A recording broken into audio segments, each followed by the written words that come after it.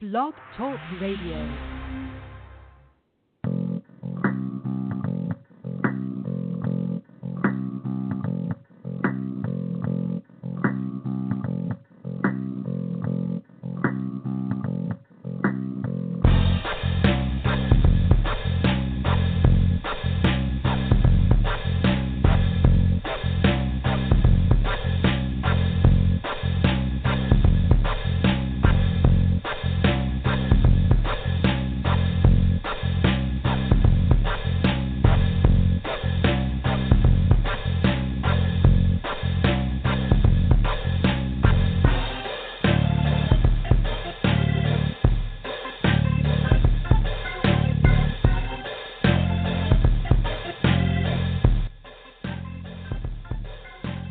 Good evening. Welcome to The View Up Here. I'm your host, Canadian Glenn, and it is July 4th, 2018.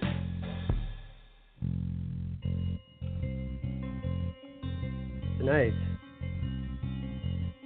when does Advantage bring structural deficits? Well, you can ask Alberta. Yes, the legendary Alberta Advantage. The narrative push that enabled the entrepreneurial can-do image that supposedly made the province special, where taxation was so low, so far under the average of the rest of the country, that any hiccup in world markets for carbon-based energy would create a black hole in the provincial budget.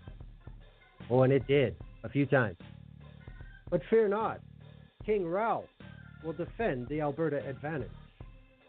How did he do that? By firing teachers, nurses, any other provincial employees he could find, by blowing up hospitals and not replacing them, by refusing to repair or build schools, by refusing to invest in transportation infrastructure, by refusing to collect realistic royalties for one-time natural resources, and by refusing to speak the words sales tax. When the writing was on the wall, Ralph got out of town before it hit the fan. That mythology of the Alberta Advantage has flourished to the end of the PC Dynasty, and it still exists today. Now, the Notley government came after the last big oil crash, but now they're taking the blame for the deficits that keep Alberta running. And let's keep in mind there are over 1 million more Albertans now than when Ralph was around. So just for an example, if Alberta had the level of revenue from the next closest province in taxation in Canada, which is BC, Alberta would have more than $11 billion every year. The deficit would be gone with room to spare. Public Interest Alberta is a non-profit, nonpartisan organization focused on education and advocacy on public interest issues and the spaces, institutions, and services in Albertans' everyday lives. Revenue Reno is their campaign to bring the discussion on chronic systemic underfunding of Alberta's public services into the light. PIA Executive Director Joel French is here tonight to discuss the inevitable result if this course doesn't change and what's possible if it is changed. And of course, considering it's Alberta, everything's political. But now we welcome Joel to the View Up Here. Good evening, Joel. Good evening, Glenn. Thanks for having me. Well, my pleasure. Thank you for coming. Now, Public Interest Alberta, of course, won't really be known to people outside of Alberta, but it's focused on education and advocacy on public interest issues. That's a very succinct description, but that's a very big field to cover. It's founded in 2004, but specifically developing strategies and actions to preserve and enhance those spaces, services, and institutions, coordinating political action related to matters of public interest, collecting research, media, and other information on the public interest to disseminate to member organizations and the public at large, and directing new research on public services and the public interest. That's a pretty big mandate when you think about it. Tell us about PIA. Sure. It's certainly a challenge as an organization. I think in some ways a small organization and in other ways a large one, and I can get into that a bit. I guess to start off with how we're small, there are 3 of us, including myself, on staff at Public Interest Alberta. And, you know, we're big in the sense that we have a lot of organizations that are part of our work and a lot of people that participate in our work through their organizations. And so some of the organizations that founded Public Interest Alberta have tens of thousands of Albertans, mainly labor unions, you know, teachers and nurses and other healthcare professionals and public employees that, you know, really see an interest not only in, you know, defending the kind of work that they do in their workplaces, but you know, defending the public services that, you know, really, I guess, serve as a leveling of a playing field almost for Albertans through our education system, through our healthcare system. You know, we have these services that are universal and available to everybody regardless of their ability to pay. And so it's a lot of the work that we do is focused on those public services, so healthcare, education, seniors care, post-secondary, supports for our most vulnerable in the province. And then we also have some focus on ensuring we have a clean environment and a strong and vibrant democracy. And so a lot of what that actually looks like is, I guess, 2 different things. And the first would be we do a lot of coalition building, so trying to get organizations and activists to work together more collaboratively than they otherwise might be, and trying to build those alliances and put pressure on politicians and also to educate the public about where we should be going on those issues in the province. And so that leads to the second part of what we try to do is bring the public along and create public pressure on the government so that Albertans' expectations on our elected officials are raised as far as our education and healthcare and those other systems that I talk about go. So it's a big mandate, and of course we're province-wide in scope. Our staff are based in Edmonton, but we travel around quite a bit, and we have activists in every part of this province, and I think we have a history of punching above our weight and having a big influence on the political scene here in the province. Okay, now correct me if I'm wrong, but I believe the website is pialberta.org.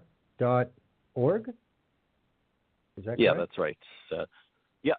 Yeah, so people can go there and find out all about our work and see who is involved in our organization in leadership positions. Check out our task forces so we have 7 different action areas that are areas of policy that we work on. And in each of those areas, we have a task force, which is made up of representatives of organizations and individuals, and they meet. The task forces tend to meet every 2 or 3 months or so to really talk about what the situation is in their area in the province, and to talk about where the province needs to go and how we as people who care about those issues, how we go about changing the narrative. So, you know, our seniors task force is one I like to use as an example because it's, I think, done some of the most effective work over the years that we've been an organization. Noel Somerville has been the chair of that, their seniors task force, really since we began in 2004, and has only recently stepped into a vice chair position as he transitions into a real retirement. I say that because he was a retired teacher already when he started to work with us, so he's been at it for a long time. But the seniors task force is made up of representatives of 3 labor unions that represent workers that work in seniors care homes and home care, and then another 15 or 16 small nonprofit grassroots seniors organizations from across the province. And wow, it's incredible the kind of work that they do. And just to give one really specific example, it was about 4 years ago or so when the PC government was in power and Fred Horn was the health minister here. and Fred Horn had announced that they were going to dismantle the Universal Seniors Drug Plan, which isn't perfect, but we do have universal coverage on a limited number of drugs here in Alberta. And so they were planning to make it an income-tested plan and to get rid of the universal nature of it, which really goes against the principles that we have as part of our healthcare system. Of course, pharmaceuticals aren't normally part of our healthcare system. And so our task force decided that that was not acceptable, that, we actually need to be expanding pharmaceutical coverage, not reducing it. And so they staged what they called an old-fashioned sit-in Minister Horn's constituency office down in southwest Edmonton, and called the media and let them know what we were doing and that we were demanding a meeting with the health minister and with Premier Redford at the time to discuss this and to bring them our objections.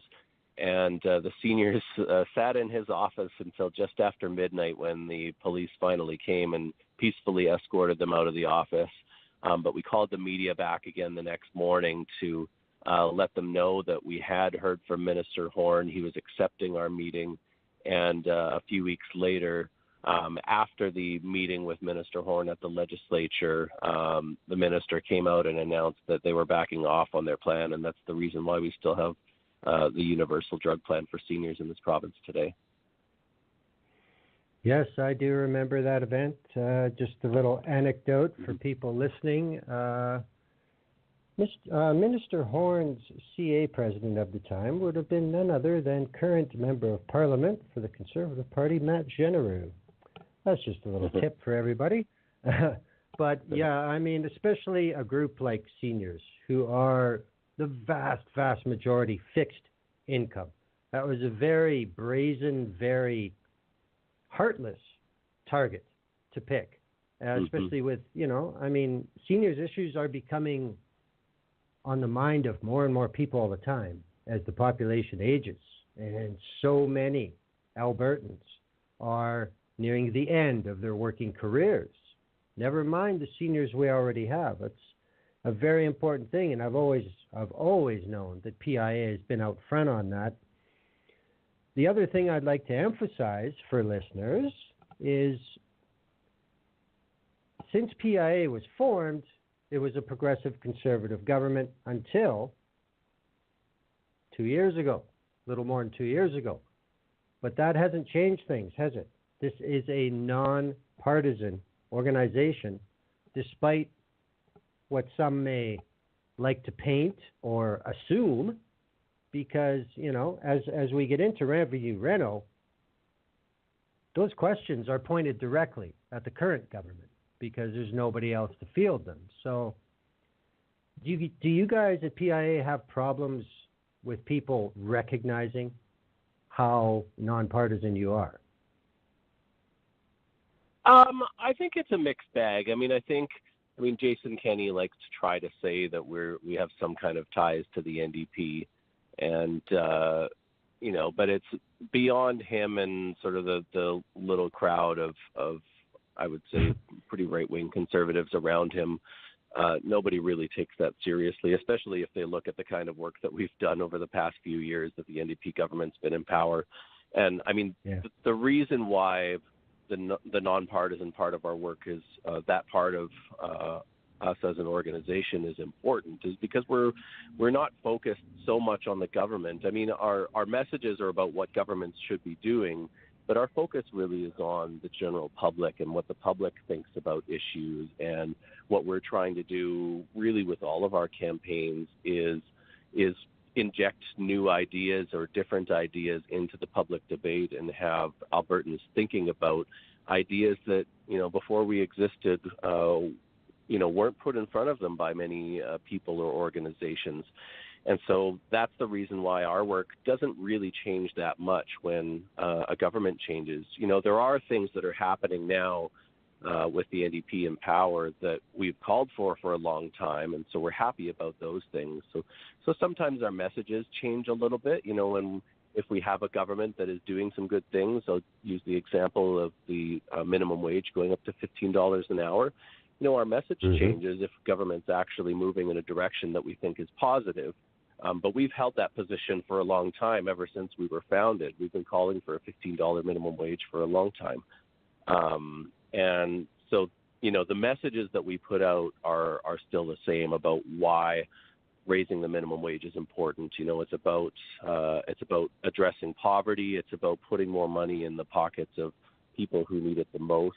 It's about ensuring that people are fairly compensated when they're working, and that they're able to support their families, and that they have money that they can spend on their basic needs that is really spent in their local economy, that helps to boost the local economy around them. And so those are messages we were using before when we were talking about the minimum wage. I remember when Thomas Lukasik raised the minimum wage by 25 cents, and we had this little campaign called Lukasik Bucks, and we printed this fake money that had Thomas Lukasik's face on it. He was the minister at the time who had raised the minimum wage by a quarter.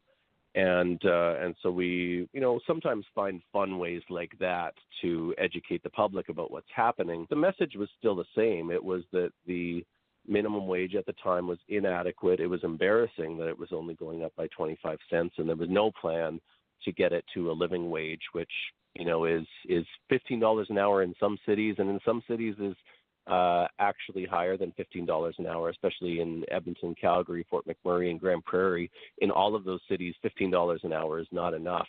And so that's why we need to keep pushing the government. And we put out data about low-income workers every year around Labor Day. So we're actually starting to prepare for that now. But we'll be doing the same thing again this year, is putting out that data and talking about how workers in those four cities in particular, even if they're making $15 an hour, which all of them will be as of October 1st this year, that's not a living wage for people. And so, minimum wage isn't the only tool that governments have to ensure people make an adequate wage.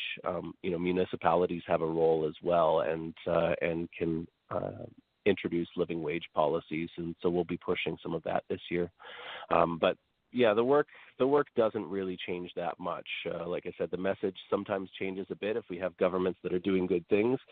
But at the end of the day, we're still trying to encourage these kinds of conversations about strengthening our public services, about bringing about a cleaner environment and a stronger democracy in the province. And we're having those conversations with Albertans every day, sometimes in their communities, but a lot of it through the media, the mainstream media, and increasingly on social media as well.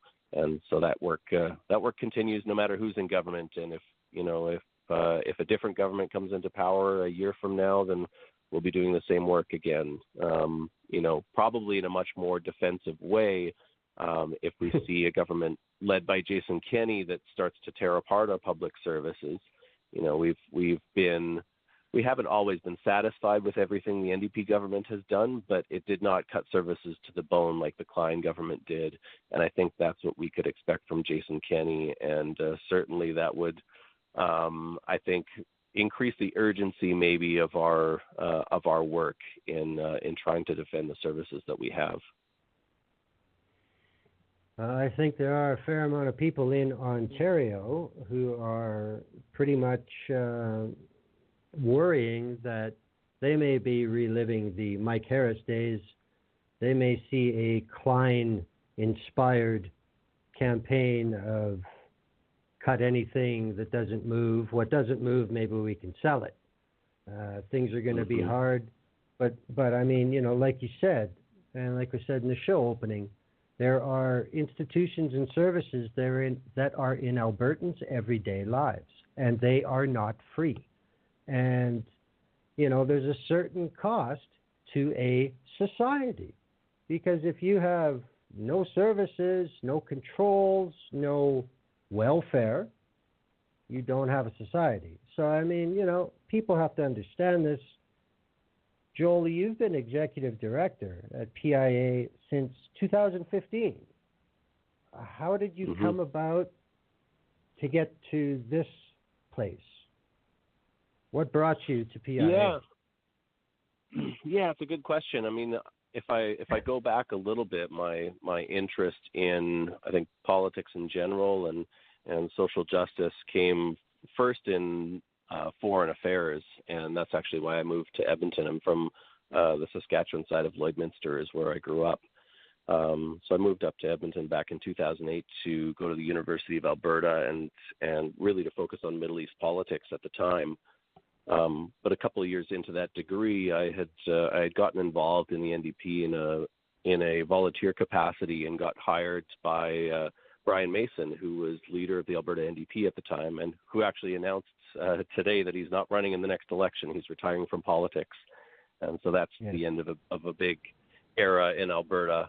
But I worked for Brian for a couple of years in his constituency office, and then after that decided to finish my degree at the U of A and started working for Friends of Medicare, which is another nonpartisan advocacy organization specifically focused on healthcare issues. So I started that in 2012, and a couple of years after that started working with Public Interest Alberta as the communications person and in support of the previous executive director. And so it was after the last provincial election that our previous executive director moved on and took a position with the government. And so since about this time 3 years ago, I've been the one in charge at Public Interest Alberta as executive director. And, I have a great team of people around me, both my other two staff members and my board of directors, and in particular, the chair of my board, Larry Boy, who's the former president of the Alberta Teachers Association. And so I worked very closely with him in, he's been around since the beginning of Public Interest Alberta in guiding this organization and, deciding what kinds of issues we should be working on, what is most important for the province and, what kind of others not working on as much right now. And that's a lot of how we decide what kinds of battles to take on. That makes a lot of sense. But that's, and listeners too, that's important to hear. I mean, everything that you have done previously is all geared to serve you in this role. And, I'm not going to bullshit, I've mentioned PIA before on the show, and my listeners will know that I respect the organization and they do good work. So there, all you right-wingers who are covertly listening to the view up here. Now, as executive director, you get to be the public spokesperson, more or less. You had an article in the Edmonton Journal, May 4th, not too long after the provincial budget, I believe. And the byline is, Albertans face choice between service cuts or a sales tax. Now, in Alberta, them's fighting words. But I'm gonna just quote some of that column, and then we'll get your comments on it. Okay? Sure. Alberta's latest provincial budget is being judged by many, less for the things it did and more for what it didn't do. It did not make any changes to the province's tax system to raise more revenue, and it did not make massive cuts to public services to reduce spending. Instead, the budget forecasts an increasing reliance on non-renewable resource revenues with no real plan to ensure we have stable revenues in the future to protect and revitalize our public services. Massive cuts to the public services in the budget would have been a great leap backward for the province. In fact, the budget was full of piecemeal cuts to public services, which is still a step in the wrong direction, as spending in most areas failed even to keep up with population growth and inflation. That means yet another year of our healthcare and education systems, among other services, being stretched even thinner. That pretty much says it. I mean, what have you seen in the last decade and a half in Alberta? How much has the pace quickened in this descent? Like, how long does it take before people look out the side windows and they say, okay, wait a minute, this is enough?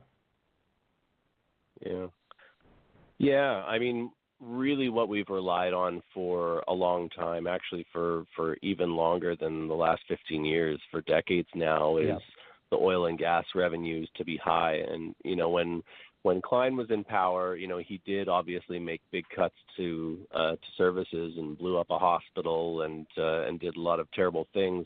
But he was also helped by high gas prices, and the province at the time was getting huge gas revenues that allowed him to balance the budget and pay off the debt, and pay off the visible debt. Yes. I would argue never actually paid off the debt, because the debt was really hidden in infrastructure maintenance that was deferred, and it's a big part of the reason why we have so much to do on repairing our schools and our hospitals and our other infrastructure today. So that, not all of the debt actually disappeared. It was just downloaded into our infrastructure by deferring maintenance.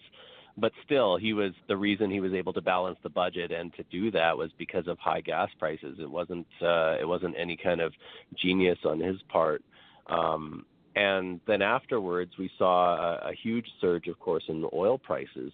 And so even though our royalty system, gets when prices are low to sort of a medium level, it really, our royalty system brings us in next to nothing in revenues. But when oil was up to $120 a barrel, we were seeing huge amounts of oil revenue to the extent that we could actually balance the budget some of the time and not have to cut services.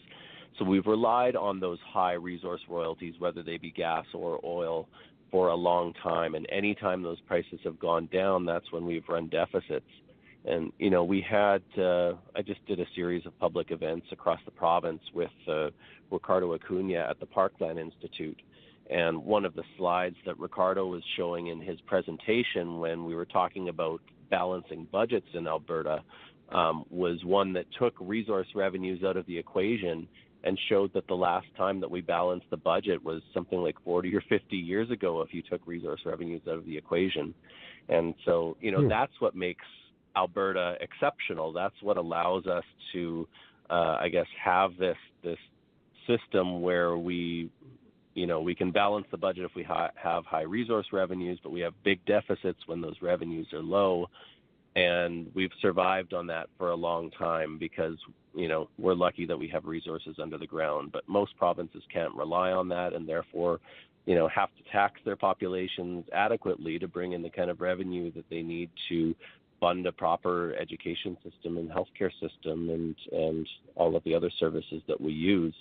It's an interesting history to look at, and it's much more complex than really any of the politicians will lead you to believe. And so, we've got this new campaign called Revenue Reno that we're really driving these conversations with. There is one more paragraph from your article I want to quote that really frames it up as we move to Revenue Reno. There are two clear paths in front of us, and Albertans will need to choose one sooner or later.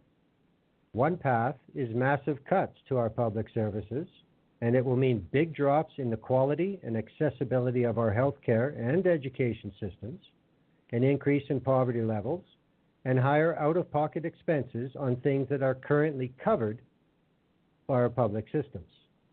The only alternative to that path is renovating our tax system to raise significantly more annual revenue with a sales tax and changes to our personal income tax system.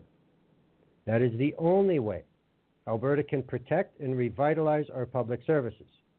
We need our elected officials to start that discussion now to decide what mix of changes will solve our province's revenue shortage.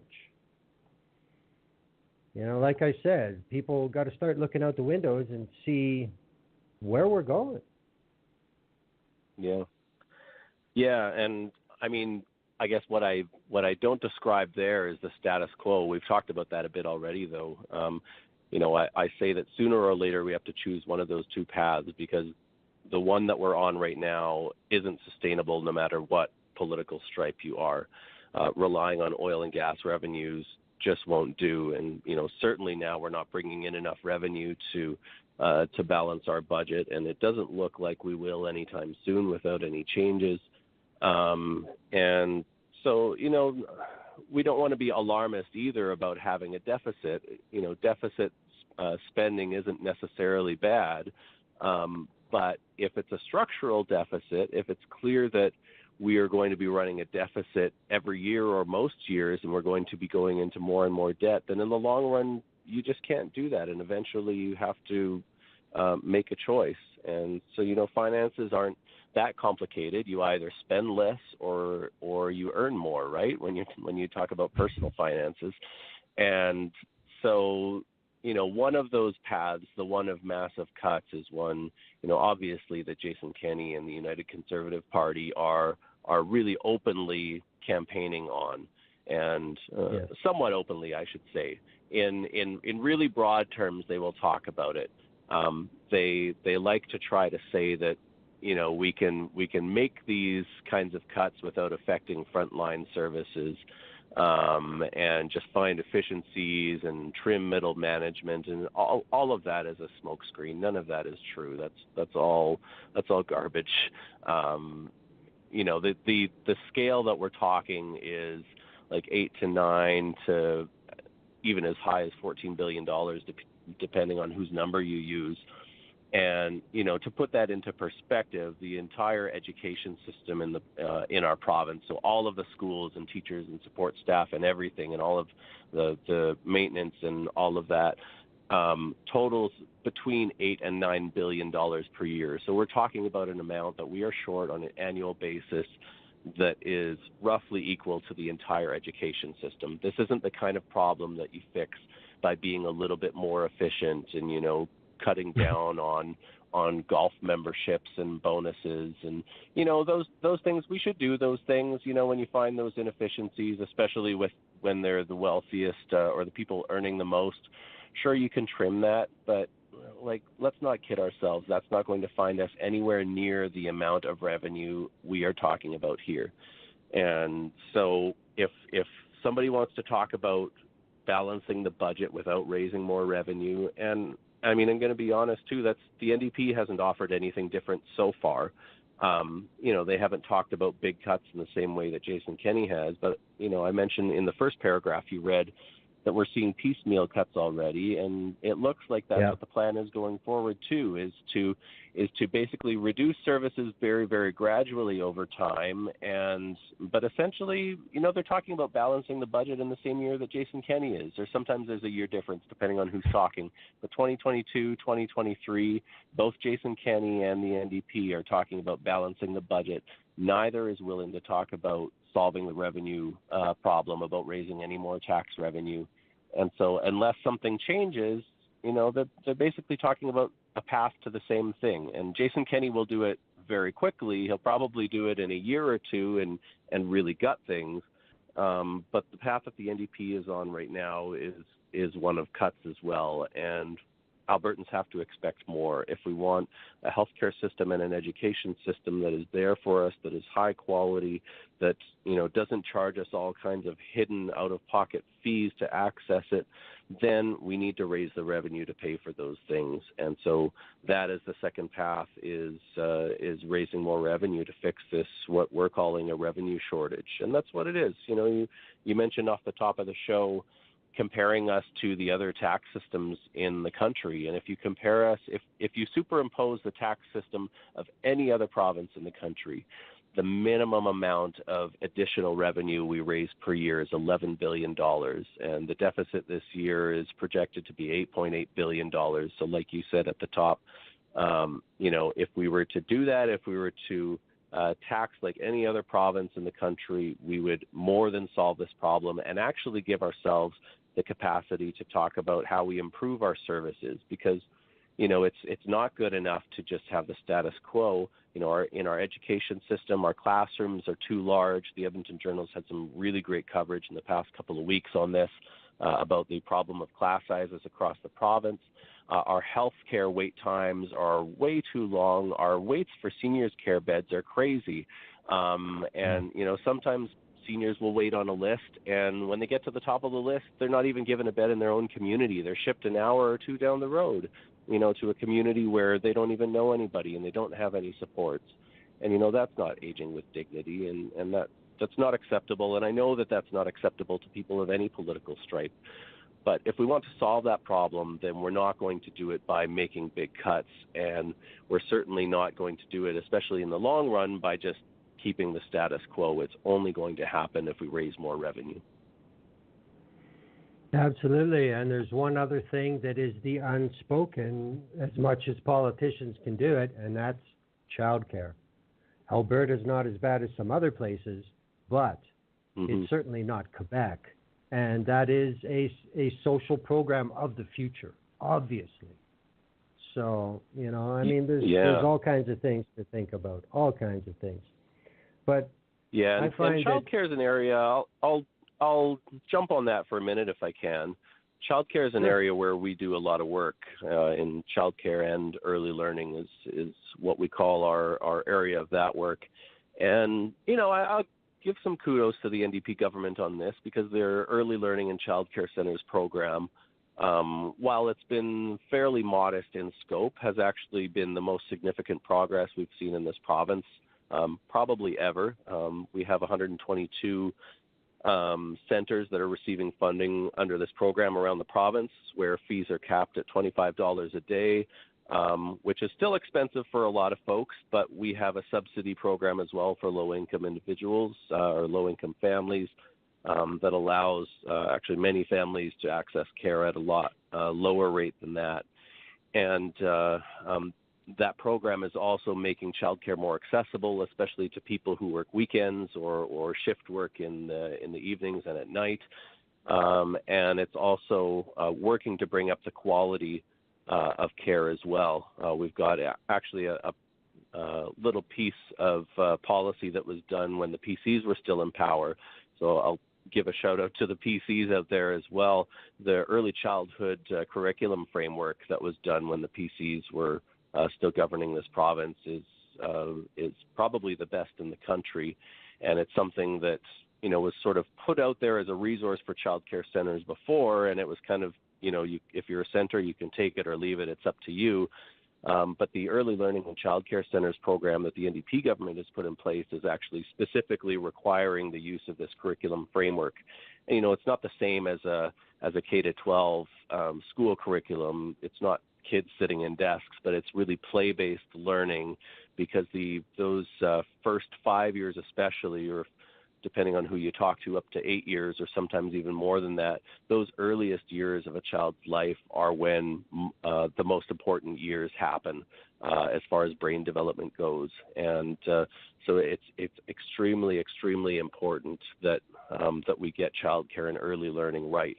But we have a long way to go. Like I said, the scale of this program that we have here in Alberta now is fairly modest. And if you look at Quebec is one example, and not everything's perfect with the Quebec system either, but certainly access and affordability is much better, on the quality side of things, and it's really still a big sort of market free-for-all approach. So those are kind of the major issues I would have with their system. But they've certainly taken childcare and early learning more seriously than any other province has in the country.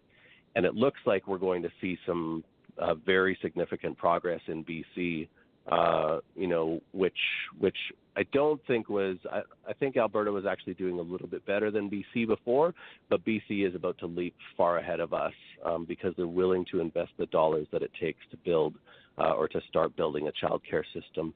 And we're only just getting started in this province. We've got a long way to go. Well, for all the political boilerplate about the future, I can think of not much that makes more sense than trying to implement and support and universalize early childhood development and child care for parents and custodians who have to work. Because why does nobody ever talk about the positive economic benefits with those people being able to do their shifts, to work at certain hours or places and not have to worry about the children? I mean, nobody ever talks about that side of providing these services, you know?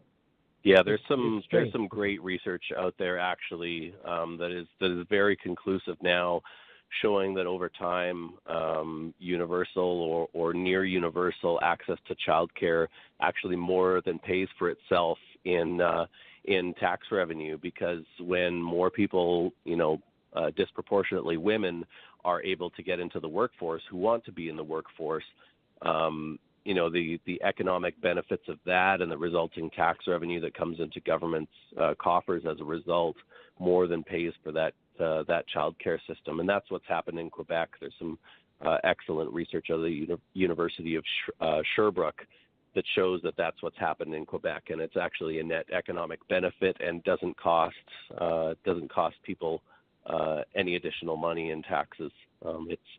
It's all paid for by those economic benefits.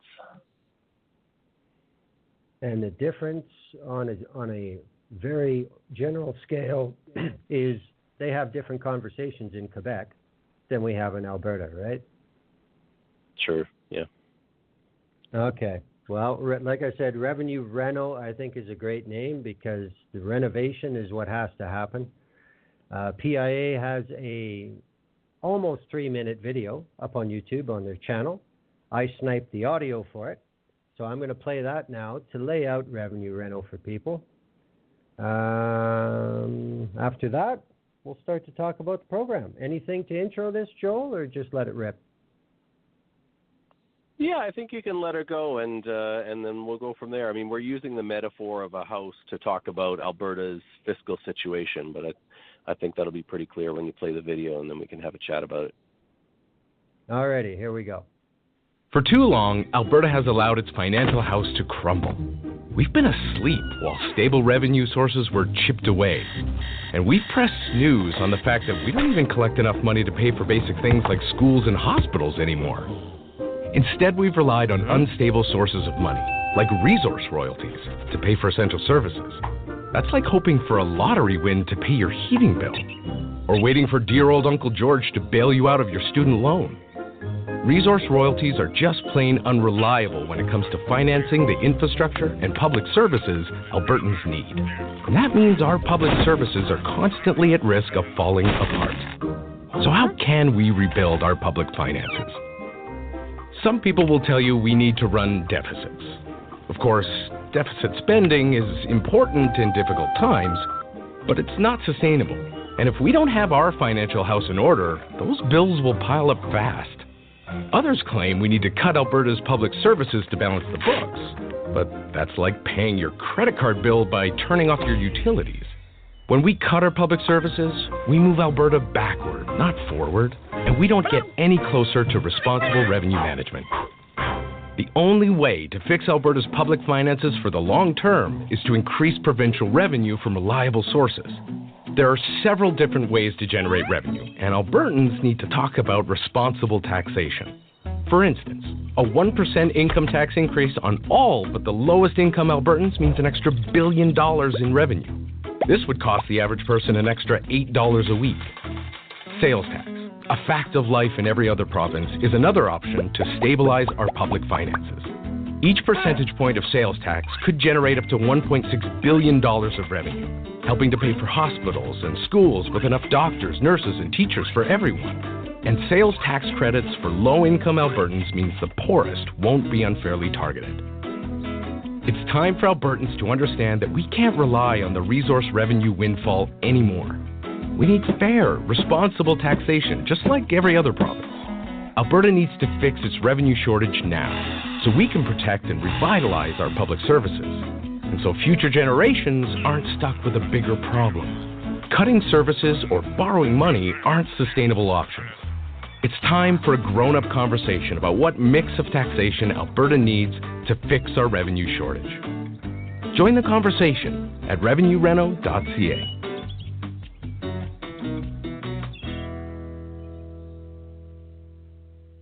All righty, there you go. I think that pretty much sums her up. One thing that came to me when I listened to it this time, and I just want to ask you about this before we get going. Considering the the nature of Alberta with the boom bust cycle, and Alberta almost always leads the country in people moving here. How much of an extra demand does that put on the government, no matter who it is? How do you really plan when you don't know if a couple 100,000 people are coming this year or 40,000 are leaving? Yeah, I mean, it's a good question. It certainly poses a challenge for policymakers. I mean, if we're talking about families moving here, if it's a family, then typically they're here for a lot longer. If it's a single worker, which, is a pretty frequent case, who's moving out here for a job while things are good, certainly there'd be some increased pressure on the healthcare system, although they tend to be younger workers who, maybe through a workplace accident might end up in the hospital or something, but by and large aren't big consumers of healthcare. And, if they don't have young children, then that's not putting the pressure on our education system that families would. So I think governments are able to generally project how much growth we're going to see when it comes to pressure on those main services. And so, we still, even now, we're still seeing quite a bit of student growth every year. And, that's why it's important that the government now is building schools and hiring teachers to staff them and support staff. And the government is doing that. They are doing enough to keep up with population growth when it comes to the education system. But we, like I mentioned earlier, we have a big problem in our education system with class sizes. And so what we're really doing is building enough to maintain the status quo, but the status quo isn't good enough. And so we do need that capacity. But yeah, it's definitely that population growth and that fluctuation leads to some challenges. But we haven't really seen, I guess, as fluctuation goes, it's the amount of the increase that changes. It hasn't been generally a decrease in population, at least to this point. I mean, over time, eventually, that may be something we have to deal with, because we know that, the non-renewable resources are called non-renewable for a reason. And certainly in a world where we need to deal with the science of climate change, I think things will change over time. But for now, the province is still growing every year. So it's really a matter of governments making sure that we're doing enough to keep up with that influx. Okay, well, just so listeners know, we are basically following a little bit of a list, but I'm going to start by saying there is a website for this campaign, revenuereno.ca. If you go there, not only will you see that video, you will see links to all kinds of other information. There's a tool to send a message to your MLA in Alberta. There's a way for you to get involved directly with PIA, and a way to request resources from them. So the first thing I want to address from the video is, I get it from listening, but this just can't go on. This revenue shortage is not going to go away. The one other metaphor I would throw in is I thought of, I'm going to start taking in my empties to pay my mortgage. That's not going to happen. Mm-hmm. Yeah. And and again, Alberta also shows nationally that this is a young province. So, right. Oversized classes now, just wait another 3-4 years. It's not, we haven't seen the peak of it yet. It's still going up. And the choice is too bad. We're not spending money there, or we need more money. Is there any simpler way to put it than that? Yeah, I think you're exactly right, and certainly those little measures. I mean, that's your bottle depot analogy. I think is exactly what I was getting at earlier. When I was talking about the kind of rhetoric that we hear, especially from the Conservatives, but even from the NDP a little bit, about being more efficient and sort of trimming these little things, which, as I said earlier, you can do that. I'm not saying don't do that, but But let's not kid ourselves. That's not going to solve this problem, right? Well, I think the only problem it solves is for that election cycle, for whatever party's running on it. It doesn't really do much to help Alberta. And the thing that gets me, because for people looking at the slideshow, you're going to see a graph there. That's from the Alberta government. The Alberta government's own documents show that if Alberta had the same tax system as any other Canadian province, it would be a minimum of $11.2 billion all the way up to $21.5 billion a year. I just don't understand how anybody can think it's reasonable to be that far off and deal with what is usually a bigger population every year. I mean, how much more evidence do you need that this is simply not sustainable?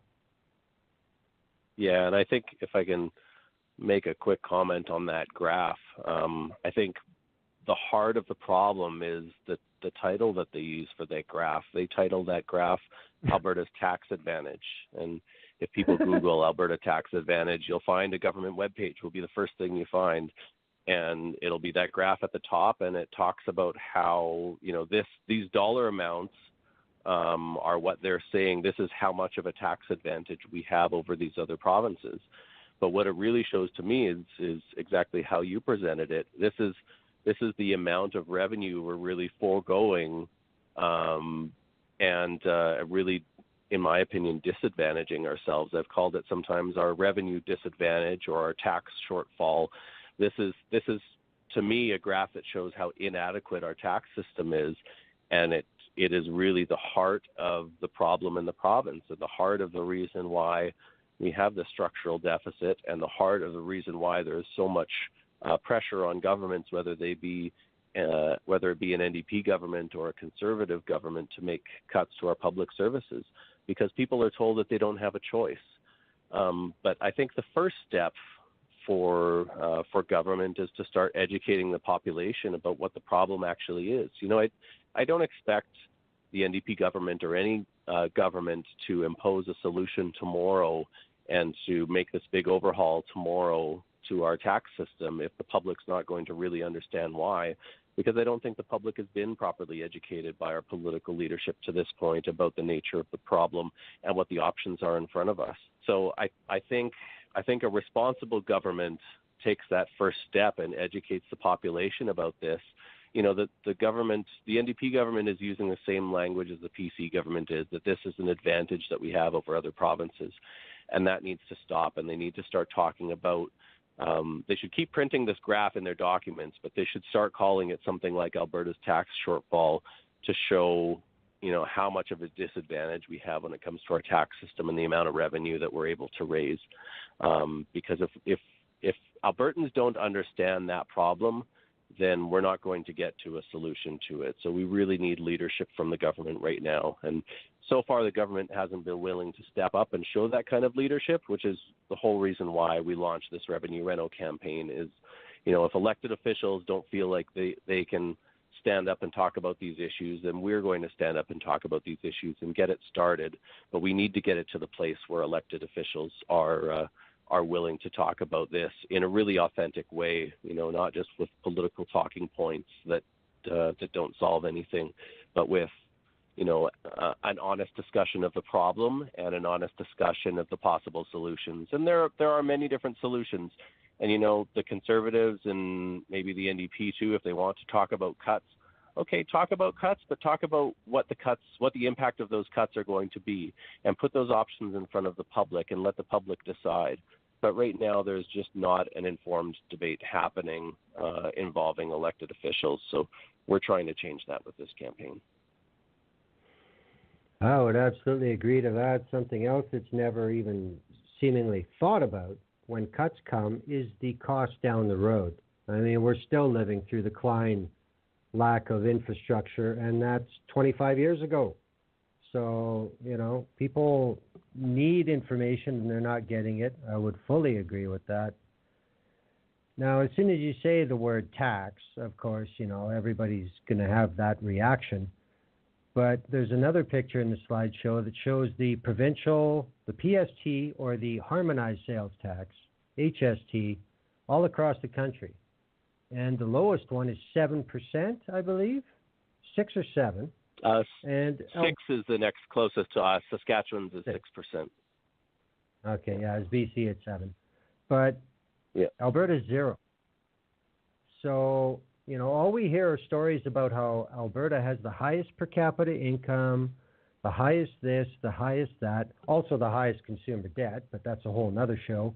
But it just shows that why, I mean, imagine somebody from another place, maybe from Europe, looking at the way this works in Canada and say, what's with these guys? What the hell, what are they, Monaco? What the hell's going on here? And as the video said, a sales tax would be nearly $1 billion for each point. So let's say a 5% sales tax in Alberta, there's $5 billion. Takes a lot of pressure off. And the changes to the personal income tax, that's going to take longer. Of course, there's going to be a lot of fine print. But even if we went to BC's system, an extra $2.4 billion a year. Ontario system would be $3.6 billion. And of course, this is all, these numbers are from per capita. So they're not off, you know, nobody can say, well, it's the population difference, your numbers are screwed. No, this is per person and this is the totals. And again, it just seems to me, is it too politically deadly to go this road for these people? Yeah, I think that's the impression that our political leadership has. I'm not convinced that perception of things is actually correct. In fact, I mentioned earlier Ricardo from the Parkland Institute coming on this revenue reno tour with me, and so he was giving a lot of the detailed breakdown on spending and revenue and sort of the zoomed out macro view of things. And one of the things that he talks about is some polling that they did at the Parkland Institute. And, you know, we hear different polling numbers depending on what the question is and how the question is asked, of course. And, you know, I actually had somebody in government tell me, just before I get to Ricardo's numbers, I've had somebody in government tell me that they poll sales tax all the time to see what people think of it, and it never polls above single digits. And, you know, of course, if you ask somebody, do you want to pay a sales tax, they're going to say no. The same as if somebody says, you know, do you want to give away $20 to a stranger on the street? Of course, you're going to say no. You know, it's talking about spending money without getting anything for it, right? But when we're talking about it in a way that is attached to the services that it pays for, which is what we're doing, right? This is an investment in our future. And when it's attached to those things, we get very different answers, to the extent that when the Parkland Institute polled about if Albertans would be willing to have increased taxes for different services, they actually got some stunning answers. And the most popular one of those services, they polled about, I think, 15 different options, was more investment in seniors care. And we talked about a little bit about that earlier, but that's something that cuts across party lines, cuts across ideological lines. The polling was just before the UCP came into being, when the Wild Rose was still there, and more than 50% of Wild Rose supporters said that they would be willing to pay more taxes if it meant improved seniors care. And so it's really just a question of there being political will of a government or of elected leaders being willing to talk about it, because they can find language that makes sense to people. You know, if you present it right, then people will understand. Albertans are smart people, right? And so if you present this case to them, if you have an informed discussion with people and be honest about what the options are. You know, if you don't raise the revenue, you're going to have big cuts to these services, and here's how it will affect you. But if we raise the revenue, here's what we can actually do with it. If you have that conversation, you can win it. And that's what we're finding with this campaign, is a lot of people are actually really open to it. And we have a lot of seniors that are involved in our work, and lots of those folks have been around for a long time, and they've been telling me that the kinds of discussions that are happening around a sales tax right now are actually much more constructive than they used to be. And it's hard for me as somebody who's been in Alberta just 10 years or so to put it into perspective. But when I hear from somebody who's been here for 30 years and says, there's these discussions we're having with your campaign right now, the way that people are responding to this is much more open than it used to be. So I think things are shifting, and I think it takes efforts like this in the long run to make a big difference, which is why we do these kinds of things. But I think Albertans are much more open to these kinds of ideas if they're presented in a constructive way than a lot of people give them credit for. And so that's what makes me, I think, hopeful about this campaign. And like I said, I don't expect the government to do it tomorrow. I actually don't expect the government to do anything significant on it before the next election as far as actual policy changes go. But what we need to see is a change in their language and a change in the way that all political parties talk about these issues. And so we need more facts on the table, more information on the table, and more honesty out of our elected officials. I think that's a very important point, and I agree. That's one that all the parties play. They just say, well, we want you to pay a tax. Just give us more money. Well, of course, that's an offensive presentation. But, like you said, I'm curious if there was a question such as, for a new hospital, one in Calgary, one in Edmonton, a second one in Lethbridge, another one in Red Deer, and maybe one more in Grand Prairie because that was such a disaster, and for a 5% sales tax, and we'll have all these built in 5 years. I bet you that would easily be over 50%.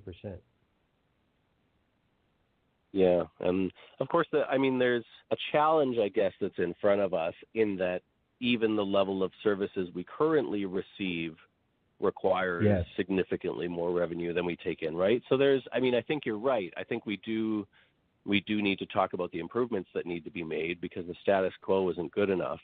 But I think the biggest challenge for us and for elected officials is that paying for the services we get now requires us to raise a lot more tax revenue.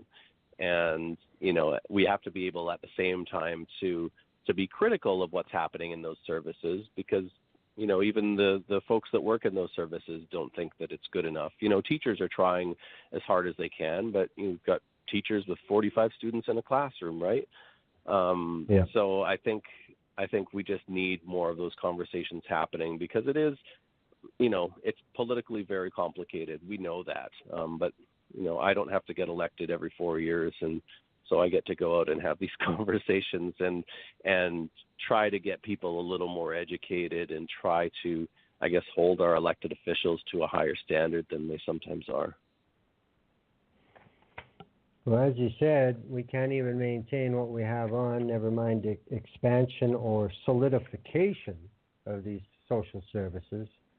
And that's all because of the reliance on resource revenues. And,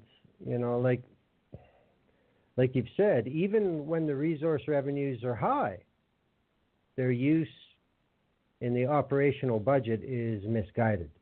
This is when we have the one-off election promises, and we have things like carbon capture and storage, which was a $2 billion hole in the ground. The decisions that are made when the times are good seem to be not too intelligent in post-sight. Would that be accurate in your opinion? Yeah, absolutely. I think you're right. It just, while you were talking, it reminded me of a budget consultation I was in this past year with the finance minister. And he presented a lot of information to everybody that was gathered before we got to give our input. And just when he showed the numbers of, showing the resource revenue numbers and showing the deficit numbers, he made the point very explicitly that that when the PCs were in power, even when oil was at $90 a barrel, there still wasn't a balanced budget there. And so, even, we're only at, what are we at, $65 a barrel or something right now. It's hovering around there. Even if it goes up to $90 a barrel, what he was saying is, basically under the current budgeting practices, we still wouldn't balance the budget. And so, what's the plan? We're not planning for oil to go up to $90 a barrel anyway. So clearly some other significant shift needs to happen. Unfortunately, in that same consultation, after he got through basically what sounded to me like an explanation of why our tax system is inadequate and why we don't raise nearly enough revenue, we got to the points for input, and the points for input were all about how does the government cut spending, and where can we look for savings, and what kinds of what do you think about the savings we've already found? And there was not a single question in the government's own consultations about what people thought about revenue. And so I spoke up and pointed this out, and he said, Joel, Albertans just aren't ready for that conversation right now. He said, I have lots of conversations out there, so he was giving kind of anecdotal evidence. But he said, when I talk to people, they say that's not a discussion that they want to have. Well, that's not political leadership. That's not why we elect people. We elect people to show leadership. And, if you see a problem and you know what the solution is, talk honestly about the problem and talk honestly about what the solutions are. And we're just not getting that right now. Absolutely. And I mean, just to look at the numbers, in 2011-12, the government resource revenues were $11.7 billion. The forecast for 2016-17 is $2.4 billion. And what is Alberta had another 150,000 people since we were at 11 billion, now we're at 2.4. So, I mean, that has not been made up in any way except through borrowing. Is that correct? Yeah, that's right. Yeah, we've really just seen the drop in revenue, and we haven't done anything about it. So it's really just been borrowing. At first, we had some actual accumulated surplus. We weren't in a debt situation, but we are now. And it's, again, I don't want to overstate it. I don't think this is something that needs to change in the next month or something like that. It's not an emergency. It's not something that folks need to light their hair on fire about, but it is a problem in the long term because it's structural in nature. And if we don't make any kind of structural change, that means this problem will continue, and it will become a bigger problem every year as we go more and more into debt. And over time, debt is unsustainable. In the short term, debt is okay. Especially in tougher times, when the economy is down, then maybe we will run a deficit. It's not that we can never run deficits, but we need to make sure that structurally our budgeting practices are sound. And right now, structurally, we are just way off of where we need to be. Now, Canada's Parliamentary Budget Officer has done a paper on this. And the PBO says Alberta needs permanent tax increases or spending reductions, a combination of $14.1 billion annually to be fiscally sustainable in the long term. And as you said before, that's the entire K-12 education system. So how can you cut that much after an entire generation of quote-unquote efficiencies and austerity? There's simply not that kind of leeway left in any government system, is there? No, it would, if we are to balance the budget by simply making cuts, it will be a drastically different province that we have with, I don't even know what the education and healthcare systems would look like. Likely what we would have to see is a whole lot of it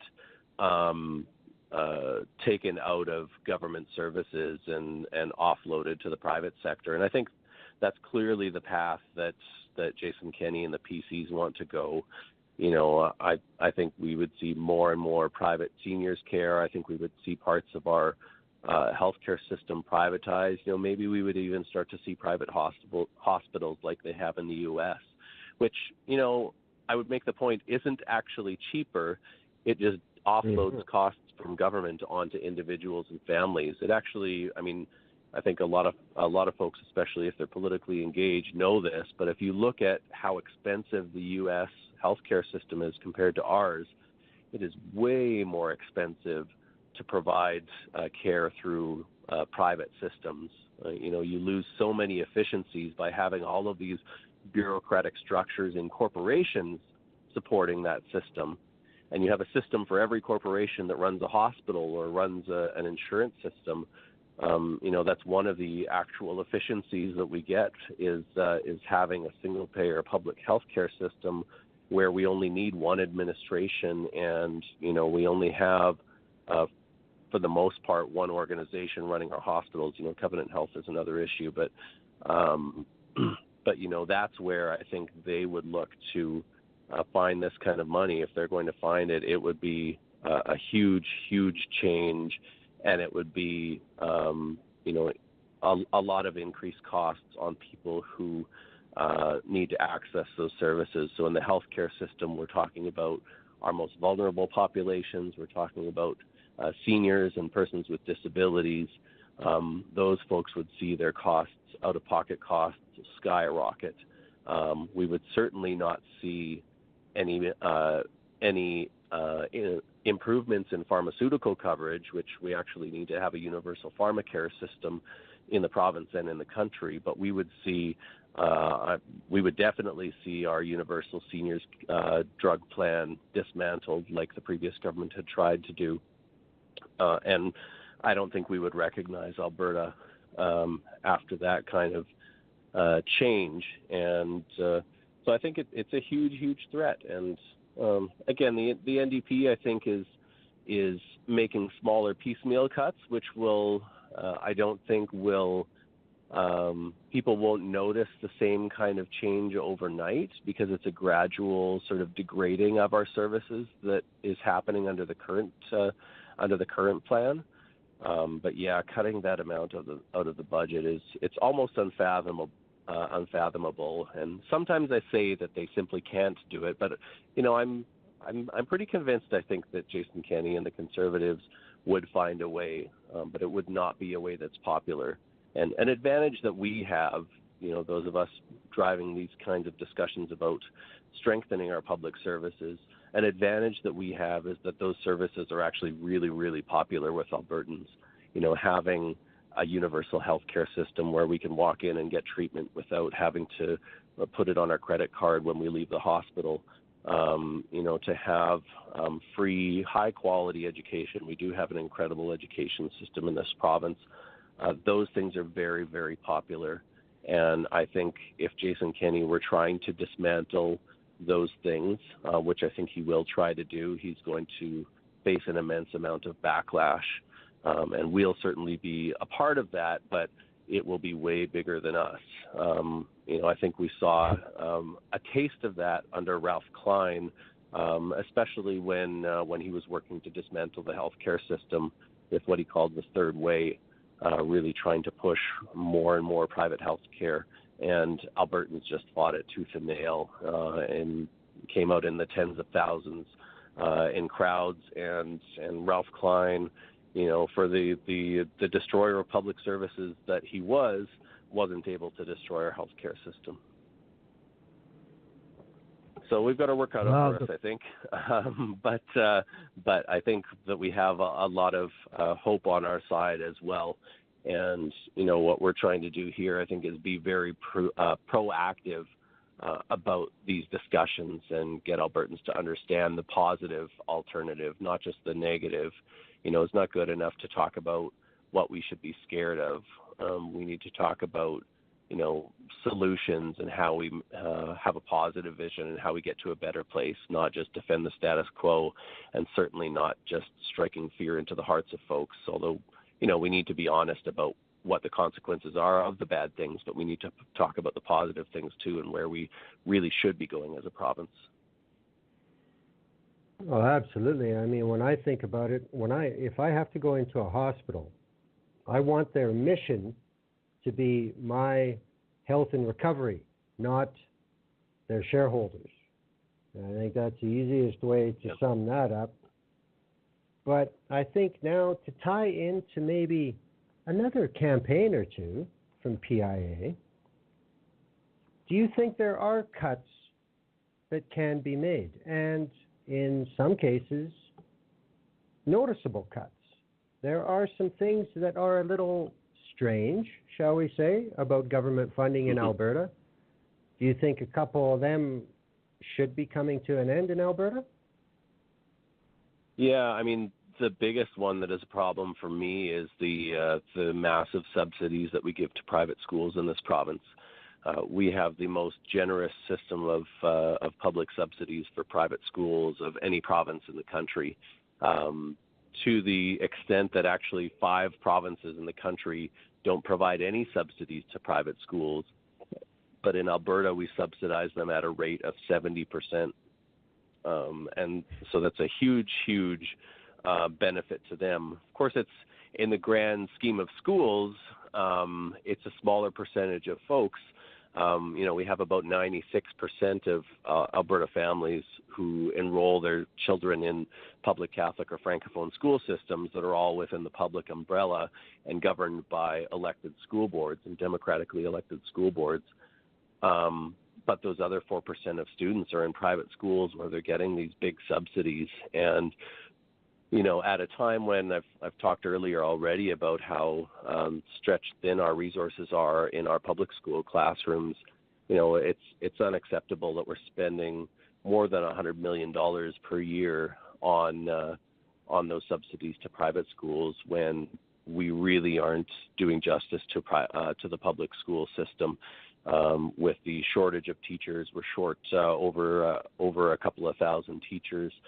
We need more support staff because the needs in classrooms are getting even more and more complex with more special needs kids. They're kids that have disabilities where they need extra help, or sometimes it's learning disabilities, or lots of English language learners as well who are, trying to play catch up on their English language skills at the same time that they're trying to, do the basic work that everybody else is doing in the classroom and learn at the same rate as everybody else. And teachers just aren't able to keep up with all of those needs.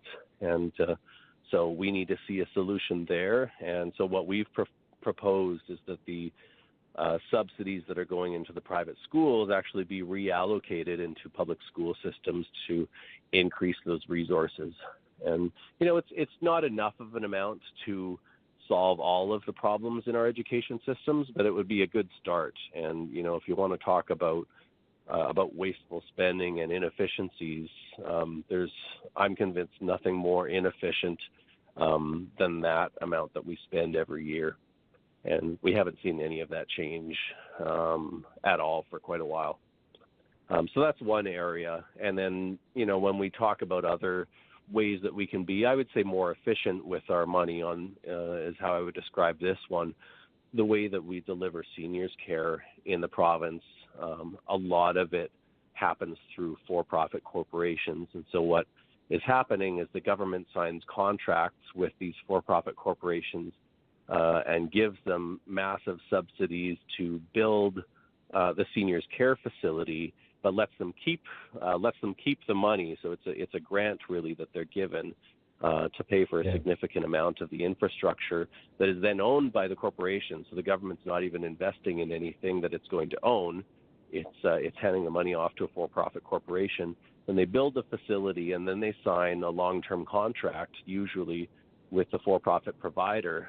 And some of these providers are expecting to make a profit of up to 30% on solely from getting government funding to provide seniors care. And so that's 30% of that funding that is not actually going into paying for care. It's going out to shareholders of these large corporations, sometimes multinational corporations.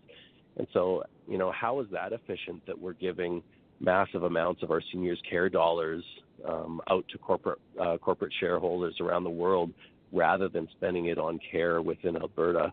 and that's something that needs to change. And it's hard to put a price tag on that because it's not a single line item like the private school subsidies are. And we do definitely need to see seniors care continue, but we should be providing those things through the public system, really, where it's not operated on a profit basis and where every dollar that's invested actually goes into providing that care. And, there'll be some spent on administration, but those private corporations, just like in the U.S. when they're administering hospitals, paying for the administration of all of these different corporations to provide our seniors care is actually more expensive than it would be to provide it under the public system.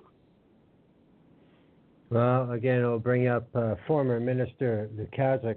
I can remember the one and only round of P3 schools that happened in Alberta. And I can remember towards the end of that, where the minister finally came out and admitted what the allure of P3s was to the PC government at the time, is because you can put very small numbers on your yearly budget for cost, but you're paying for 30 years the same amount every year, and that's far more than the capital cost of taking the hit for putting a school that you own on the books, and it's yours, and it'll last, as long as you want it to last if you maintain it. We've seen that with schools. That was stopped, thank God. It even was too ugly for them to deal with. We have it with highway maintenance. We have it with other things that in the past was always provincial, and the rallying cry was it's going to save us money. But some of these things like highway maintenance, we've had it for 20 years now. It hasn't saved us anything. If anything, it's given us worse service for the same money. That's the best case scenario. Is there any way for that stuff to become more common knowledge in this argument? Or are we just strapped into those contracts too bad? Yeah, I think there are definitely ways that we can win those services back if they've had them, or other services that have always been private that we need to bring into the public system, childcare being a great example of that. I was actually just at a conference out in Montreal a couple of weeks ago called The Future is Public. And what they were talking about was victories for public services for things that had been private. And the young woman that spoke on the first night of that was from the Catalonia region of Spain, where they had been mapping out all of the private water utilities in cities across their region, and then organizing in all of these communities where the water utilities had been sold to for-profit corporations, and they were actually going community by community and winning them back into the public system. And in a lot of cases, it just made sense to the governments, and it wasn't even necessarily a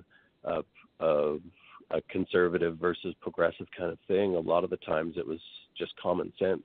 And actually, I should say we've got some good examples of that in Alberta over the past few years as well. The one that I would give the NDP government the most kudos for is the healthcare labs in the Edmonton region.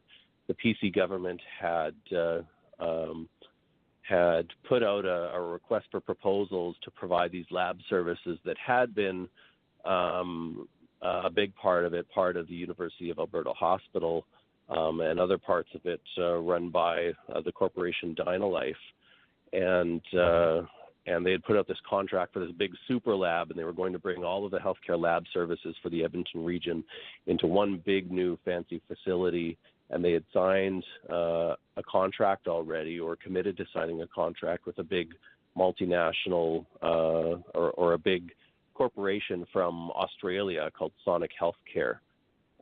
When the NDP government came in, it wasn't actually too late, and they got out of the contract, and they've committed now to have Alberta Health Services actually provide that service. And so that's been brought or is going to be brought back under the public system in the next couple of years as those other contracts expire.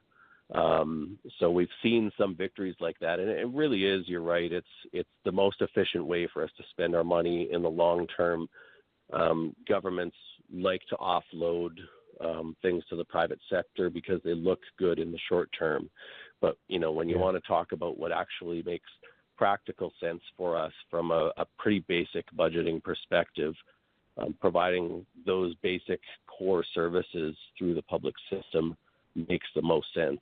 And so we've got a lot of work to do, especially in seniors care. And and the last thing I want to say on that before we move on to the next area is that in our seniors care system, some of the contracts that the government currently has with seniors care facilities are actually what they call evergreen contracts, which the previous PC governments had signed, and they actually never expire. So these are contracts that, as long as those for-profit corporations want to be operating those seniors care facilities in the province, they can, and the government can't do anything about it. So the only way that they can is if they mutually agree to changes in the contract or mutually agree to end the contract. But as long as those for-profit providers want to keep providing seniors care in those facilities, the contract never ends. And, thankfully those aren't the bulk of contracts, but that's the way that the previous government actually did some of their business was, certainly not with the public interest in mind. It was with the corporate interest in mind. Wow. I find that a little hard to comprehend from an economic standpoint, but so be it. Now there are the usual detractions to this situation as well.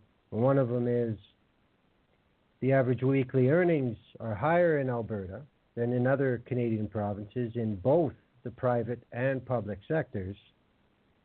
And people say, well, public services just are too expensive in Alberta. But I understand the reflection that the entire economy is at a higher cost. Isn't that just a reflection of, isn't it better that services are more expensive here as compared to, say, Nova Scotia or New Brunswick? Because isn't that a reflection of your economy on the whole? Yeah, absolutely it is. And that's the biggest reason when you look at overall spending numbers, you tend to see us above, especially those, provinces like the Atlantic provinces where wages are quite a bit lower. And I always find it interesting if conservatives want to complain about that, because it's really the free market that is doing that, right? It's the fact that workers in other sectors are making more money than they do in other provinces.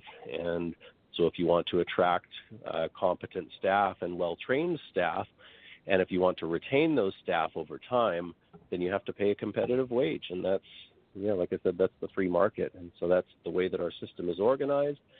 And so, as long as you want it to be our system to be based on the free market, then I think you have to accept that we're going to be paying more in a province where, for wages, we're going to be paying more in a province where our economy is doing that much better. And, I know that we've had obviously tougher economic times over the past few years, but other provinces have been having tough economic times for a lot longer than we have. And so we, I think we are in a lot of ways still pretty lucky to have an economy that's as strong as we are. But that comes with higher costs for those other things. And so the solution in my mind, obviously, is to go back to that Alberta's tax advantage or tax shortfall graph. And that, to me, is the real problem. Is it's our inability to raise revenue. That's the reason why we can't balance a budget in the province. And we need to pay our public servants a fair wage. And I think we value those occupations. I think Albertans value the work that teachers do, and recognize that the teachers go out way above and beyond just the hours that they work in the classroom. They work a lot more than a lot of people give them credit for, I think, with all of the different responsibilities that they have with marking and extracurricular activities. And if we really, truly value that work, then I think we need to make sure it's fairly compensated. And so right now, those public servants, almost all public servants, have committed to taking 0% increases, even as inflation goes up.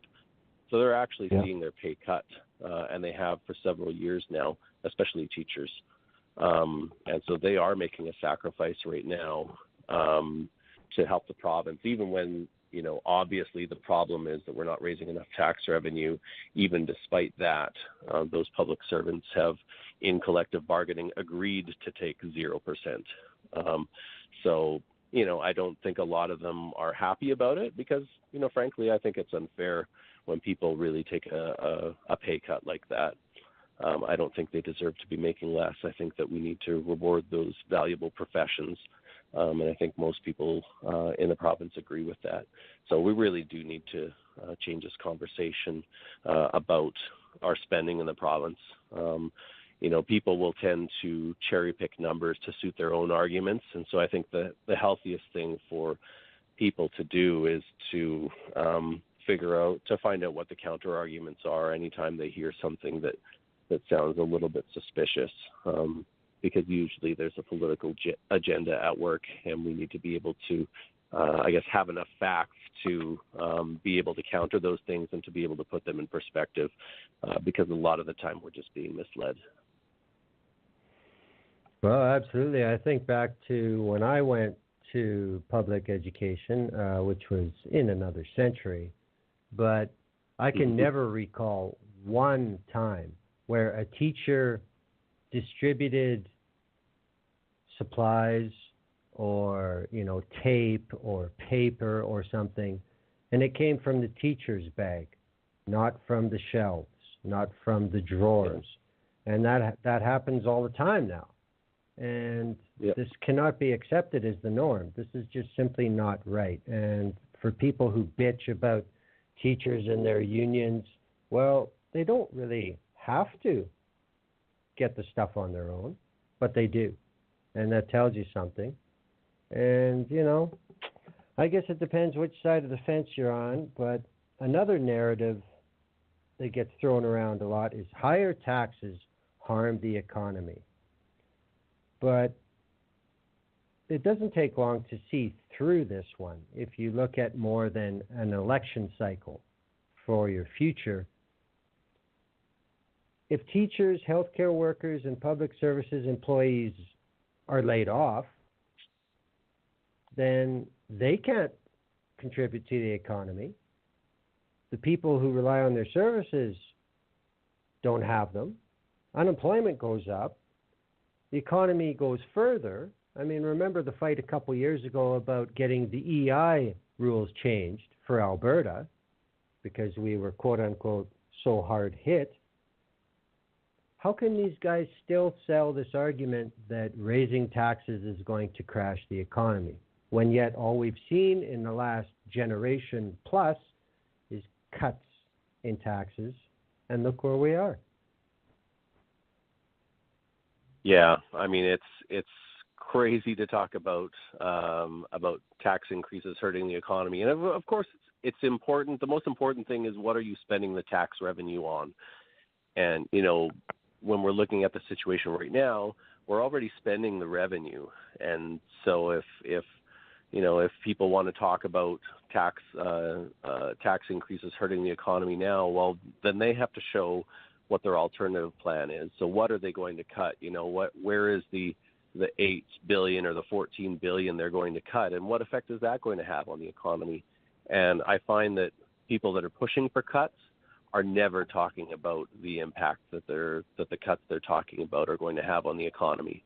And then when we look at the reverse, when we look at, I would say, the actual benefits of smart investment of tax revenue, an example that I'll use, we haven't actually talked about the carbon price yet, so I'm going to use the example of a carbon tax. I've done a little bit of writing and research on that as well, and the country in the world with the highest price on carbon right now is Sweden, that has a price of $200 a ton. They first introduced their carbon tax at roughly the level that we have ours now, back in the 1990s. So they've had one for decades now. their economy over the past, I looked at about the past 10 years or so, on average actually grows every year at about the same rate that Alberta's does. But our carbon tax right now is $30 a ton.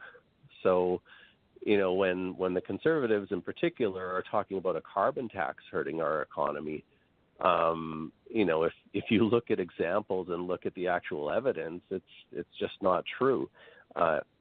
It is important what the revenue is invested in, but I think when it comes to the price on carbon, to use that example, I think our government here has actually invested it quite smartly. They've used a fairly significant portion of the revenue to give rebates to lower income families and individuals, and to make sure that those people aren't unduly burdened by it. And I think that's very important.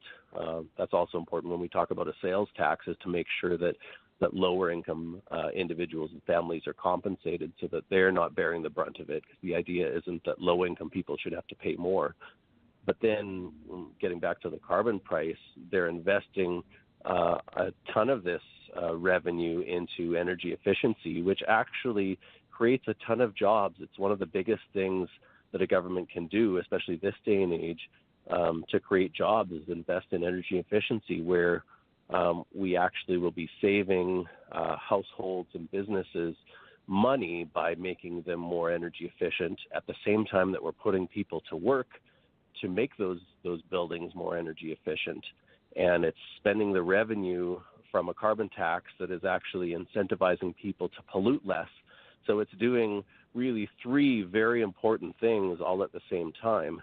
And so just going back to the start of the discussion, if tax revenue that is raised is invested in the right ways, and I mean, I would argue when you look at the bulk of our tax revenue now is invested in providing a public universal healthcare system and providing quality education to our kids, I think those are pretty good investments, both for the present and for the future. And especially when we talk about our education system, I think if we want to be smart about the future, then investing as much as we can into that education system and building up this generation that's going to be really running the province for years to come, that's the smartest thing we can do for the benefit of our generations now and for the future, and definitely for the economy. What can you do that's better for the economy than build an engaged citizenry that has the kinds of skills that they need to function in society and in the world. And so those are the investments we need to make, and absolutely they are good for the economy, and it requires us to raise tax revenue in order to get there. No, yeah, I do think implementation is a very important thing. Like groceries would be exempt from any sales tax, etc. I mean, you can custom tool any way you want. You're the government. You have that power. So, again, it's about conversation more than anything else. And then as far as what I'll say about the carbon tax, I think perhaps what the new government in Ontario is so hell-bent to do may provide to Alberta a map of what not to do with carbon tax systems, getting out of the cap and trade. Ottawa has already promised to, if you don't want to play ball, well, guess what? You're going to have a lot fewer balls to play with because we're not bringing ours. These things are never talked about preemptively, are they? They're always talked about after the fact. And is that not one of the biggest problems with the concept of taxation always being presented negatively? Yeah, I think having those discussions up front and not after the fact is one of the most important things that we can do. And I think it feeds into all of these discussions, especially around tax revenue, but around any kind of government policy change. And I think one of the biggest areas where we need to see some progress for, I think, more productive conversations to happen in the public sphere when it comes to public policy is we need our governments to actually start engaging citizens and civil society groups in much more meaningful ways in policy making.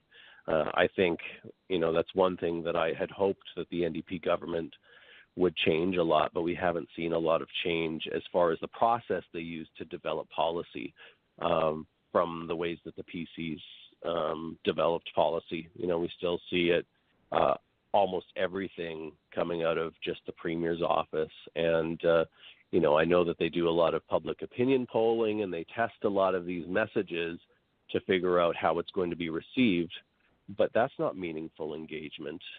We need to see an actual change and a significant change. It doesn't mean just asking better questions in consultations. It actually means a much bigger change. And we've put a proposal forward to the government that's out there publicly on strengthening citizen engagement. It's something that we take very seriously. We need to really strengthen our democratic culture in the province. And if we better that process, then we'll get a better product out of it, which means, if we actually meaningfully engage citizens and civil society in policy making, then we will get better policies. And that will happen. That only happens over time. It's not something that's going to be a quick fix that's going to happen overnight. But so far, we haven't really seen a commitment to any change on that, and that needs to change. Well, since the NDP has come in, they have raised some traditional, quote-unquote, taxes. They increased the corporate tax 2%, and it is now slightly higher than the national average. I mean, there's room that it could be increased with nothing except more butthurt, but every point of corporate tax is only $500 million a year, and that's when you're talking $14.1 billion. That's not really going to do anything except give political ammunition to the other side, right? Yeah, and I mean it's a good point that there are lots of other types of taxes out there. The reason why we focused this campaign on the idea of a sales tax and on changes to the personal income tax system is that those are the two types of taxes that have the largest potential for raising bigger numbers of dollars to contribute to our public finances. That doesn't mean those are the only things we should look at. That's not what we're saying. We should look at the corporate tax rate, and we probably do need to increase it a little bit more. We should look at things like luxury taxes. BC actually is currently looking at a luxury tax on expensive cars, and so I think it's if you purchase a car that's worth $70,000 or more, then you pay an extra tax on that. And so I think there are ways like that where we can get the wealthy who can afford to pay more, and we can certainly do some of that through the personal income tax system, although personal income tax in Canada is so full of loopholes that it's much more difficult to capture big amounts of revenue from the higher income earners because they have all kinds of options that aren't really realistically available to the rest of us, like hiding their money in offshore tax havens and other kinds of financial tricks. So I think, those are things our federal government can fix and should fix. But yeah, the reality is that these two options are the ones that can raise the biggest number of dollars. But I think we do need a mix. I think this needs to be an overhaul, and it needs to be a big conversation that has all of the options on the table. And at the end of the day, we need to make sure that we raise enough revenue to really fix this shortage, and to make sure, and I'm always bringing it back to the public services that the revenue pays for. It's all about making sure that we have the kind of healthcare system that we want, that includes pharmaceutical coverage at no cost, that includes dental coverage at no cost, that includes vision coverage at no cost, the kind of education system we want where we can actually meet the class size targets that came out of actually a very good commission that the PCs had put together, the Alberta Commission on Learning. We have targets for ideal class sizes, and we have never met them. And so, if we care about our future, if we think that our kids are important and that future generations are important, if we take that seriously, then, we need to find the right mix of taxation to raise us the revenue we need to seriously invest in those services to make sure that they're there for all Albertans. When we look at the tax burden, I'll call it, through all the other provinces. Now, this is Canada. So, if taxes were that oppressive in other provinces, wouldn't we be hearing about it? Wouldn't it be national news? Wouldn't there be demonstrations about the personal income tax and the consumption taxes that are everywhere else? It only makes sense to me that we would, but yet the default against a new tax system in Alberta is that it will make us less competitive. Well, it doesn't appear to me that BC is not competitive. It doesn't appear to me that Ontario is not competitive. So how do you get around that default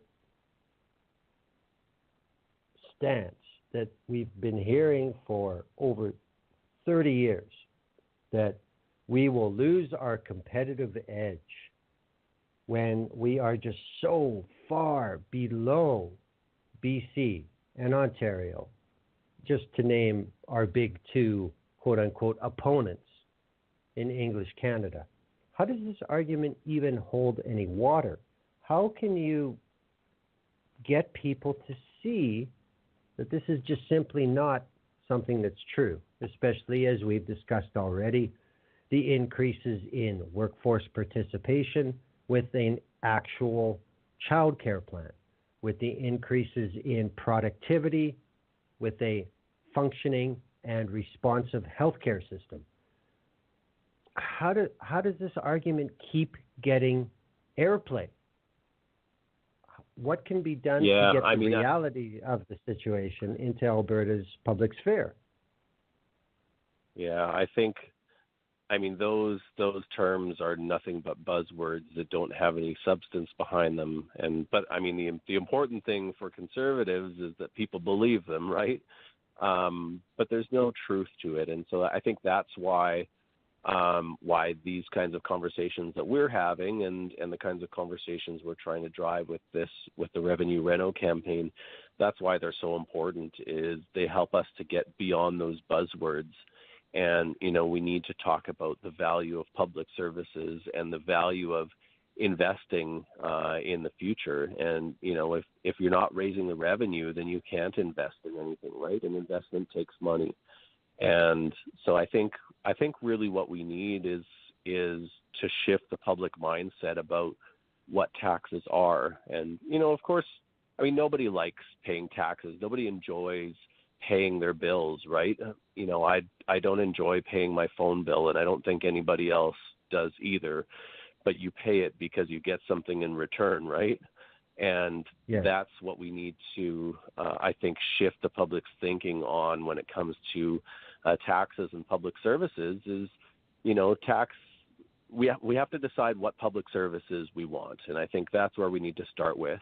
And then we need to talk about how we're going to pay for it. And nobody will ever enjoy paying the bill. And nobody's ever going to think, oh, yeah, taxes are great. Maybe people like you and me think that way, but the general public is never going to think that we want to pay more taxes because it just feels like the right thing to do. The case needs to be made to them, and I think it needs to be made to them by their political leadership about why we need the tax system that we need. And it has to always go back to those public services that we've been talking about tonight. And that's the only way that they're going to win. And I mentioned the polling numbers earlier, that even among Wild Rose members, even among, I would assume now UCP members, those are a lot of the same folks, right? Paying more taxes can actually be popular if it's attached to the right thing. If it's attached to things that Albertans value, then people will understand it. And just I guess so far we haven't had political leaders that are really willing to step out on those things and make the case for it, and that needs to change. Okay, just on that response, I immediately thought of the carbon levy in Alberta. There has been a very visible and conscious effort from this government to try and tell people where this revenue is going. So do you think that model can be put on a bigger stage, or is it, again, a matter of political will to do that? Yeah, I mean, I think that the government's made a decent effort with the carbon levy. I mean, I don't know. I guess I haven't.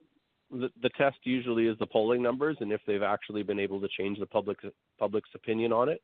I'm not sure if they have on that.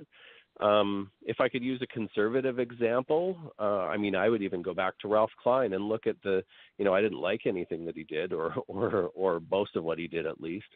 But you look at the massive cuts that he made, he didn't do that in a vacuum, and those weren't popular things when he came into power.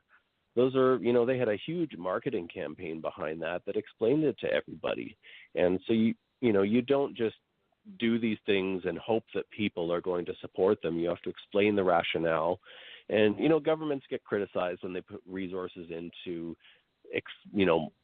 almost marketing to the public what they're doing. But, that's what government resources are for, is to explain the decisions that you're making. I think that I think where the NDP government has done that really well was on the minimum wage. And I think, that's one of those debates where there is definitely some polarization. There were lots of people, especially in the big business community, that pushed back against it and tried to get Albertans riled up against it, and they lost. Right? The NDP government is going ahead with that, and it's overwhelmingly popular to the extent that, you had Jason Kenney running for leadership saying, they're raising it to $15 an hour, and there's no way that we would actually reduce it if we came into government, because people won't have it if you're telling them you're going to reduce wages for Albertans. So, the NDP government won that PR battle on something that, I don't think was inevitable from the beginning that they were going to win, but they made the case that, these are people that are working hard, that deserve to earn a decent wage, enough to be able to support themselves and their families to a modest standard of living. Those people are the lowest income Albertans who are going to spend every dollar that they earn on supporting themselves and their families, and spending all of those dollars in their communities, in the businesses in their communities. And so I think they made a really, really strong case for that. And, I think there's a pretty tight case for why we need more tax revenue in the province too. I think there are a lot of really good arguments that actually aren't that complicated to understand. It's not that difficult for people to understand that you either have to spend less or get more income if you're going to balance a budget. And, it's not that complicated to see that what that looks like in our education system or our healthcare system. What does spending less look like in our healthcare system? Well, it probably looks like blowing up hospitals and privatizing our healthcare. What does raising more revenue look like for our healthcare system? Well, it could mean universal pharmaceutical coverage where you don't actually have to pay when you go to the pharmacy, and that even helps business owners. It means that businesses actually don't have to provide pharmaceutical benefits to employees because it's covered under the public system. So there are some really good, simple, easy to understand arguments that the government should be making, and that I think we out there in the public need to be having those conversations with everybody around us, and really informing Albertans that there's a different way that things could be done. And we could definitely do it. Anybody who tells us that we can't do this, isn't being realistic. We live in a democratic society, and if we decide that we want to do it that way, then we can go ahead and do it. Absolutely. Now, pretty much the sum up is a statement from the Revenue Reno website, and I'm just going to read it verbatim. All elected officials need to begin being honest with Albertans about how much tax revenue we are short on an annual basis and explain their positions on the various potential solutions to the problem. Parties may take the position that we need to raise more tax revenue or that they want to make massive cuts to public services. Each party should explain which it favors and what their specific proposal would be. With an election on the horizon, parties will be rethinking and revising their platforms, and we need to do all that we can to convince parties to fix our financial situation through revenue reform. Now is the ideal time to influence parties and platforms, and we need to make these changes a priority. Now that's pretty much what the mission of Revenue Reno is, and it makes sense to me. Like you said, the big word there is honesty, and that's something that's lacking from all points of the spectrum on a consistent basis. About Revenue Reno specifically, are there more events planned? Are there more campaign tweaks coming up? What are you guys doing? Yeah, we don't know for sure what the events will look like, but we're looking at doing some more in the fall. Certainly, we're going to be continuing these conversations. We do have a lot of leaflets that we have printed for these campaigns, and they're similar to the video in that they're easy to read, and they've got our animated characters on them, and they make the case for what we're talking about tonight. And if people are interested in having copies of those leaflets to distribute to their friends, families, and neighbors, then they just need to send us a message, and we can get them to them or ship them out somewhere if they're out and around the province. We also really want people to engage online on this campaign and to share the resources on their social media accounts especially. And then one of the most important parts of the campaign, I think, is engaging elected officials. And you mentioned at the beginning of the show the action tab on the revenuereno.ca website, and that's a really easy tool to use where people can put in their name and email address and postal code, and the name of their representative in the legislature will pop up, and they can send an easy message to their MLA. It's so important that elected officials hear from their constituents about these kinds of issues. If you care about an issue, then make sure your politician hears from you. You know, we talked at the beginning about my own background. I was managing a constituency office for an MLA, and you know, the people, I think, tend to grossly overestimate how often people interact with their politicians. You know, the email address that I monitored over the period of a couple of years, it was pretty, I would say, almost rare that we would get an email on any policy issue from somebody who lived in our constituency that my MLA represented. So it does have an impact. Even, you know, 3 people in a constituency sending a message to their MLA has an impact, or especially if they request a meeting with their MLA and want to have a conversation with them about it. You know, we need to engage those elected officials and let them know that we expect them to solve this problem.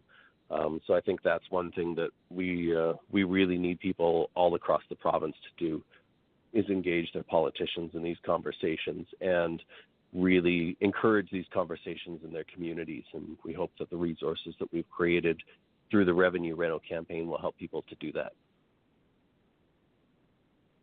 Well, I knew, maybe you didn't, but I knew we would have no problem filling this time slot, and we are almost at the end now. So, you know, if this sounds of interest to you, if you think this is a priority, again, I invite you to go to revenuereno.ca. It's a hyperlink on the show page. It's not going anywhere. And there are ways that you can get involved, not just on this campaign, but with Public Interest Alberta on the bigger picture. Joel, thank you for being on The View Up Here and explaining and making people aware of this isn't an impossible conversation. We just have to start it, correct? You bet. Yeah, it's been a real pleasure being with you for these couple of hours, Glenn. It's been a great conversation. I look forward to doing it again. All right. Thank you very much. Have a good evening, sir. Hey. Yeah, thank you. Same to you. All righty, everybody. That was Joel French, the Executive Director of Public Interest Alberta. And that's the show for tonight. Next week, I couldn't tell you. I wish I could, but I can't. That's it for tonight. Thank you, everybody, for listening to The View Up Here. We'll see you next time. Good night.